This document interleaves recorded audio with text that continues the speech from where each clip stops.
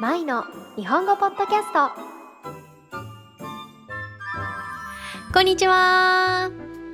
マイの日本語ポッドキャストへようこそ。マイです。皆さんお元気でお過ごしでしょうか？私は元気です。はい、皆さんは日本によく旅行に行きますか？それともまだ行ったことありませんか？私はですね、1年に必ず2回は日本に帰っています。旦那さんと一緒にね、行っています。で、一時帰国するときには、基本的に実家に泊まっています。で、いつもね、家でゆっくり過ごしたり、あとは旦那さんとお母さんと3人でお出かけしたり、あとは友達と会ったりして、のんびりと過ごしています。はい。で、私が旦那さんと結婚をしてから、初めてね、一緒に私の実家に行った時の話なんですけど、それまで、旦那さんとお母さんは何度か会ったことはあったんですね。なんですが、実家に泊まるっていうのは、この日が初めてだったんですよ。で、その時は、1週間くらい実家で過ごしました。で、その時、初日の夜にお風呂に入るっていうことになったんですけど、旦那さんがね、すっごい戸惑っていたんですよ。で、なんで戸惑っていたかっていうと、旦那さんにとってお風呂のお湯を共有するっていうこと、そう、そのお風呂のお湯を共有するっていう経験が初めてだったからなんですね。うん。で、私たちにとっては当たり前のことだったんですけど、旦那さんはね、すごく、驚いていましたね。で、しかも、なんか申し訳なく思ったのか、あの、いつも必ず一番最後にお風呂に入っていましたね。はい。で、今までこの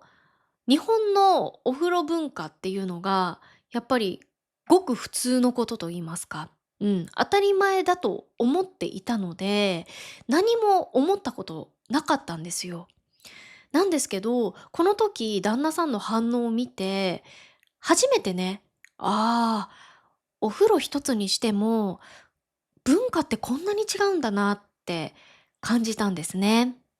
はい。ということで、今日のテーマはですね、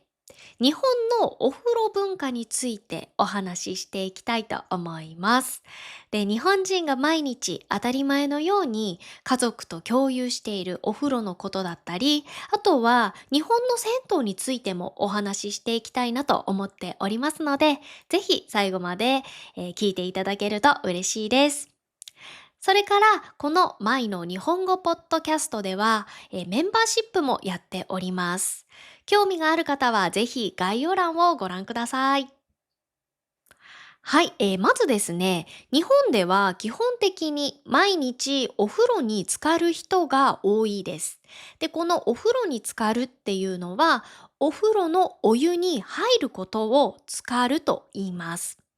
でも、これって世界ではあまり一般的ではありませんよね。海外では毎日お風呂には浸からずにシャワーだけで済ませる人が多いかなと思います。で、お風呂に浸かる場合でもお風呂にお湯をためて、そしてそこにボディーソープとかを入れて、その泡を使いながらお風呂の中で髪や体を洗うのが一般的かなと思います。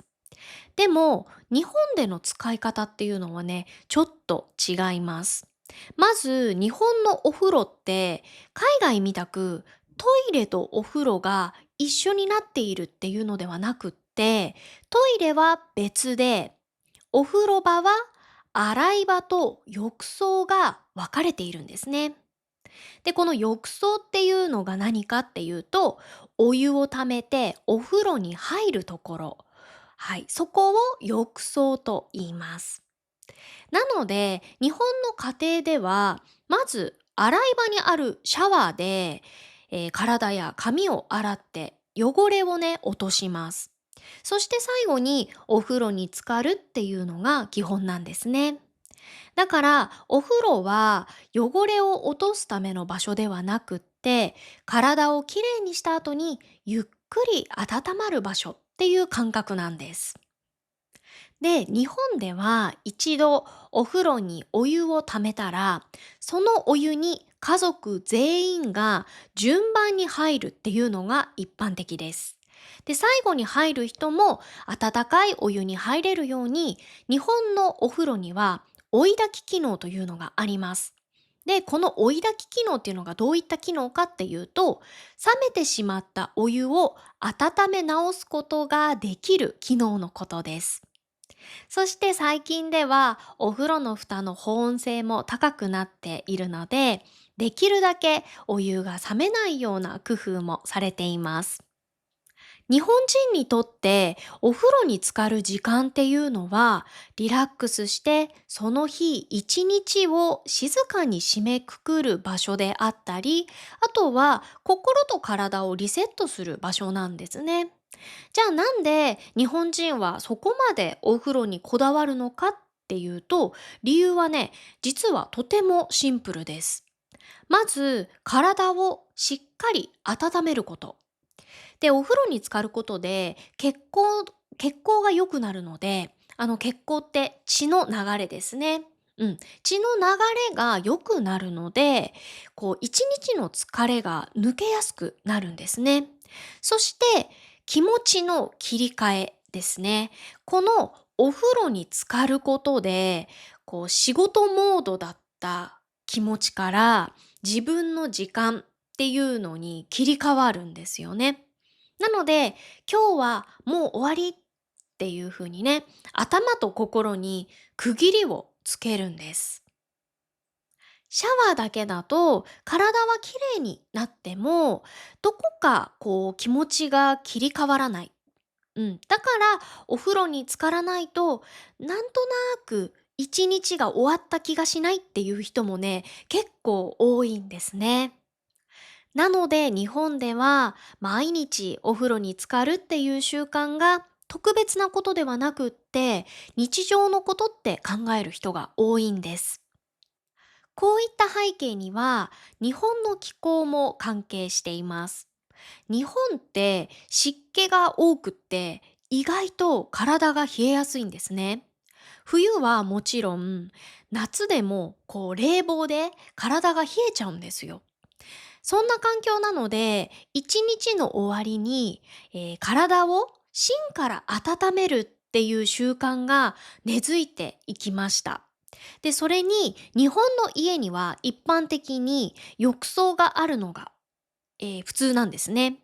でも、日によっては浴槽を掃除して、そしてお湯をためるっていうのがめんどくさくって、今日はシャワーだけでいいやっていう日ももちろんありますし、あと日本人の中にもお風呂には浸からずに毎日シャワーだけっていう人もいます。でもやっぱりお風呂に浸かると全然違うんですね。疲れも取れるからぐっすり眠れるんですよ。実際に旦那さんも1週間実家のお風呂にね、ずっと入っていました。そしたら最後にはね、すっかり気に入っていましたね。しかも旦那さんのお肌もね、なんだか調子が良くなっていたんですね。はい。ちなみに、私が韓国に来て一番辛かったことが、韓国で最初に住んだお家に浴槽がなかったことです。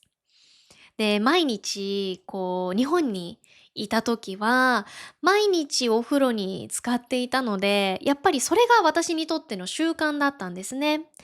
だけど、韓国では浴槽がなかったので、毎日お風呂に浸かることができなくって、とても最初は辛かったです。うん。で、なので、今住んでいるこのお家では、旦那さんが一番最初に確認したのが、浴槽があるかどうかっていうことでしたね。そう。で、今はね、入浴剤も使って、毎日お風呂に浸かっています。なので、本当に最高です。日本のお風呂文化を体験してみたい海外の方には、銭湯に行くことをおすすめします。で、この銭湯っていうのは、日本の街や地域にあるみんなで利用するお風呂のことです。で、銭湯って温泉とちょっと似ているのでね、よく間違えられることがあるんですけど、お湯の水質が違うんですね。で、温泉のお湯っていうのは、地下から自然に湧き出た水です。なので、含まれている成分によっては、匂いがあったり、色がついていたりします。あと、体にいいとされる効果があり、法律に基づいて水質の管理も行われているんですね。一方で、銭湯のお湯っていうのは、水道水や地下水を温めたものです。で、定期的にお湯を入れ替えたり、しっかりと清掃することで、清潔な状態が保たれています。そしてイメージの違いで言うと、温泉は旅行先でゆっくり楽しむ特別なお風呂。そして銭湯は毎日の生活の中で気軽に利用する身近なお風呂っていう感じです。そもそもなんで銭湯が生まれたのかっていうと、昔の日本では家にお風呂がない家庭がほとんどだったんですね。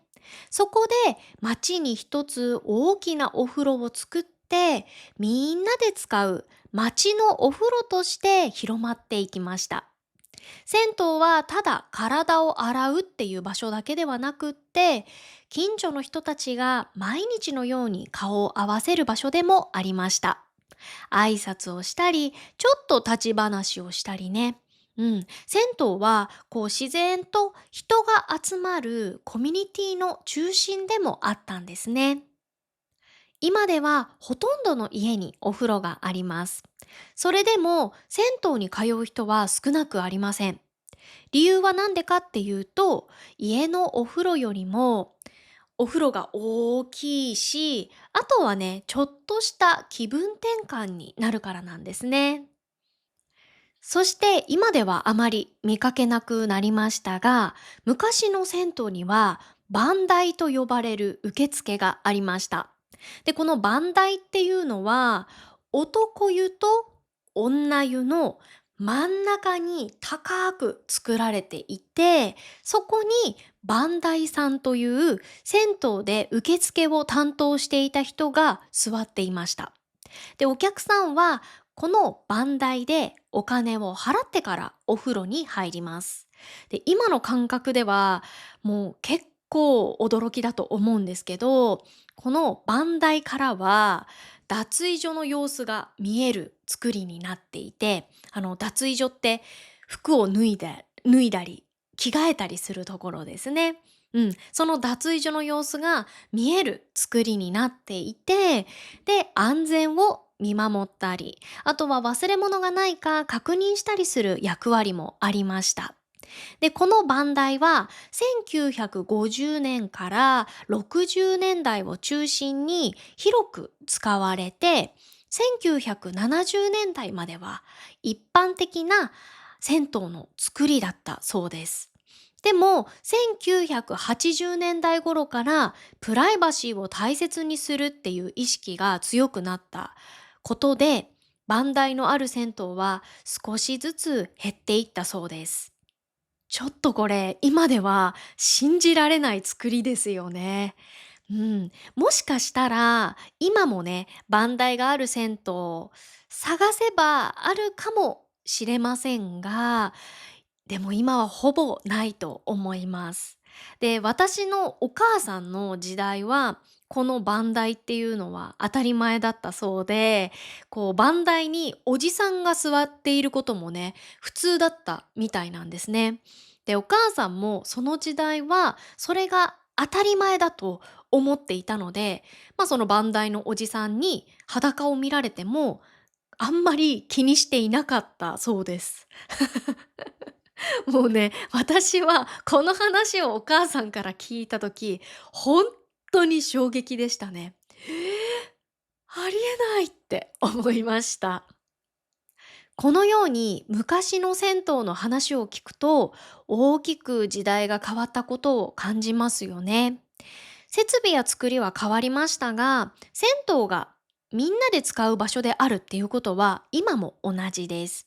そこで今度は気持ちよく銭湯を利用するためのルールやマナーについて少しお話ししたいと思います。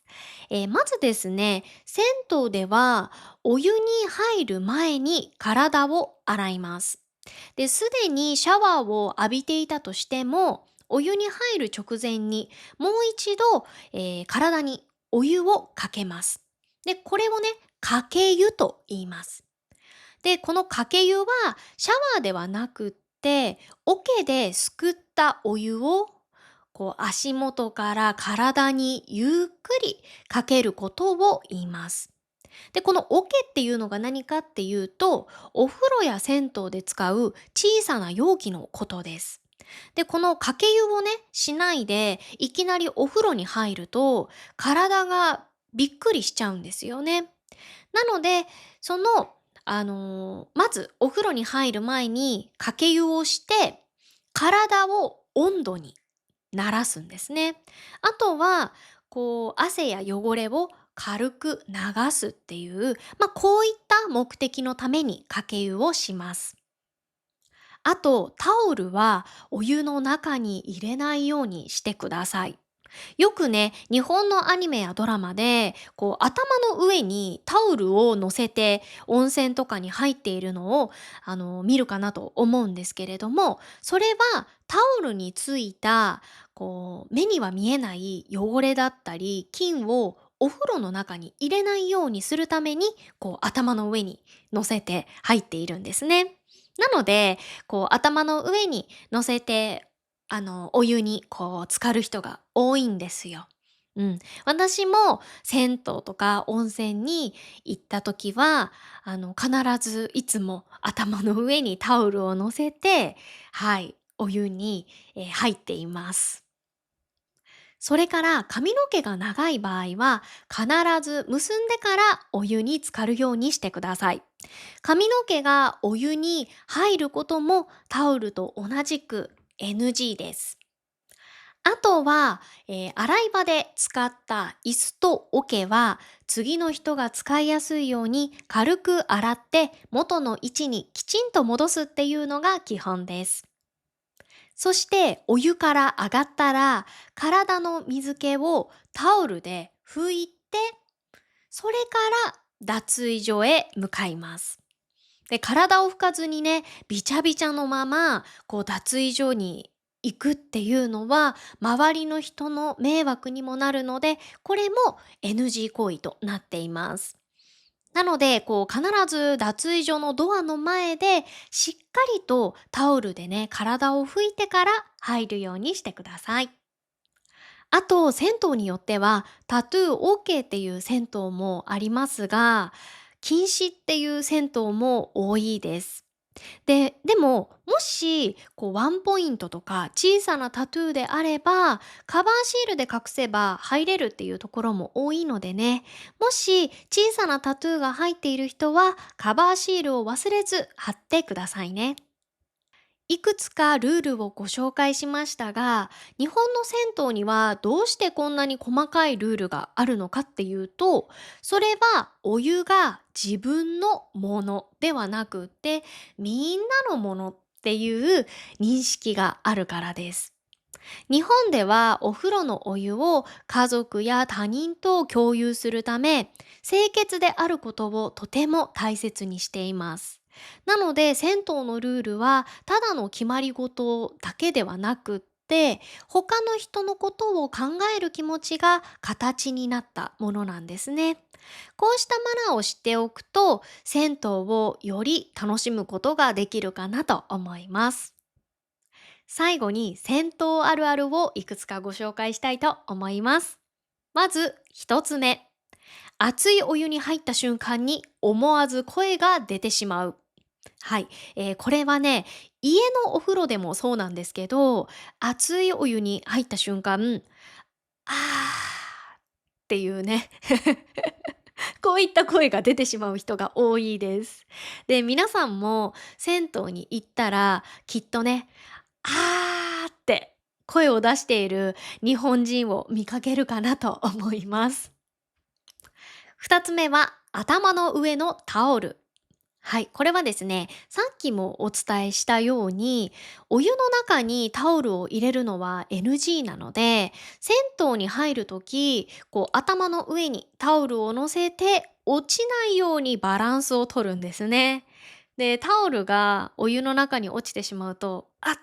て本当に一瞬焦ります。で、私も過去にお湯の中に落としてしまったことがあるんですよ。バランスをね、崩してしまって。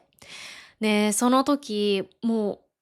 落ちた瞬間、もうすごい焦って、ものすごいスピードですぐにタオルを取りましたね。3つ目は、後ろの人のシャワーがずっと直撃している。はい、これですね、私も何度か経験があるんですけど、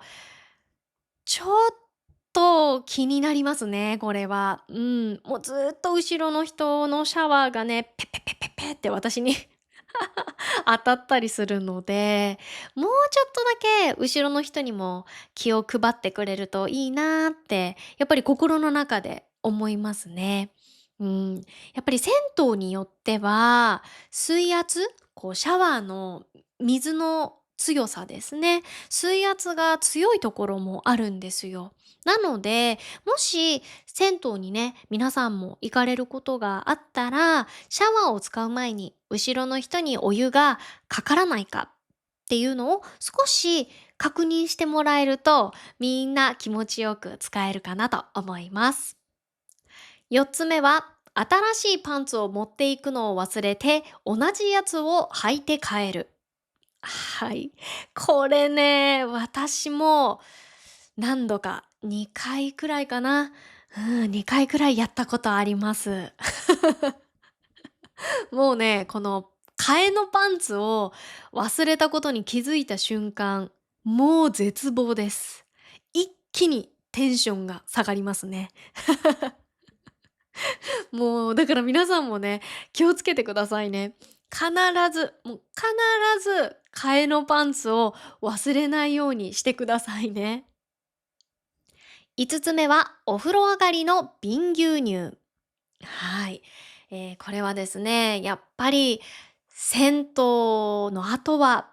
瓶牛乳でしょっていうね、もうそういったイメージが日本人はすごくあります。で、私が小さい時、家の近所に銭湯があったんですね。で、もちろん家にもお風呂はあったんですけど、小さい時はよくお母さんと今日銭湯行こうかって言ってね、毎月何回か銭湯に行っていたんですね。で、やっぱり銭湯に入ると、お風呂から上がった後、すごい体がポカポカするので、暑いし、喉もすごく渇くんですよ。で、本当にそのお風呂上がりに飲んだ牛乳の美味しさは忘れられないですね。うん。で、やっぱり小さい時の、銭湯といえば、もちろんお風呂に入るっていうこともすごく楽しみだったんですけど、やっぱり私はお風呂上がりに飲む牛乳が一番銭湯に行く楽しみでしたね。はい、懐かしい。もうね、夏とかはね、扇風機にブーンって当たりながら、こうやって腰に手を当てて牛乳を飲むんですよ。ゴッゴッゴッゴって。もう本当に最高に幸せでしたね。そう。で、銭湯では、牛乳とコーヒー牛乳が基本的に売ってるんですね。で、この牛乳派とコーヒー牛乳派っていうのがいるんですよ。で、私は、その日の気分で決めたりしていましたけど、でもほとんどが私は牛乳を飲んでいましたね。うん。あとは、銭湯によっては瓶じゃなくって、パックの牛乳が売っているところもあるんですよ。でもね、パックだと正直テンション下がっちゃうんですよね。やっぱり銭湯は絶対瓶でしょって思う人がやっぱり結構多いんですよ。うん。なので、やっぱり瓶牛乳が一番美味しいんじゃないかなって思いますね。そう。でも、明治っていう会社の牛乳がとっても日本では有名なんですけど、その明治牛乳が去年ね、瓶牛乳の販売を終了したらしいんですね。で、このニュースを見た時、やっぱりすごく寂しい気持ちになりましたね。うん。やっぱり瓶牛乳っていうのは、私も小さい頃から銭湯に行ったら必ず飲んでいたものなので、なんか、ああ、本当に時代ってどんどん変わっていくんだなって感じましたね。はい、今日はですね、日本のお風呂文化についてお話ししました。いかがでしたか？もしね、これから銭湯に行く機会があったら、完璧にルールを守ろうとしなくても大丈夫です。周りの人を見て同じように行動をしてみてください。それだけでも自然と溶け込めるかなと思います。で、今日のお話を通してね、日本人がなぜ毎日のようにお風呂に浸かるのか、その理由が少しでも伝わっていたら嬉しいです。はい、本日も最後まで聞いてくださってどうもありがとうございました。また次のポッドキャストでお会いしましょう。バイバーイ。